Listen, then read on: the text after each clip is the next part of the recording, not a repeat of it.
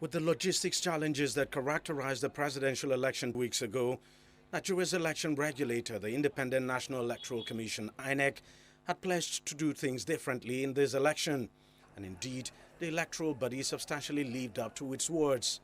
In most places, election officials and materials arrived at polling stations in good time.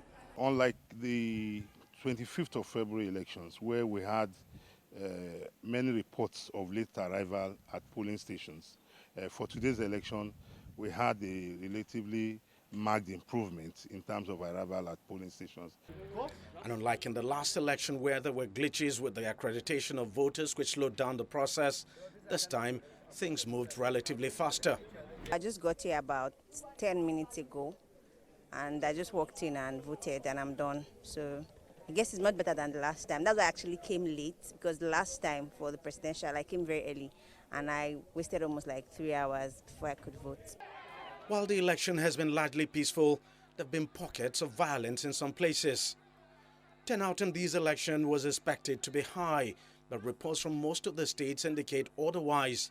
Even in Lagos, which has the highest number of registered voters, the turnout from most of the polling stations we visited was far from impressive.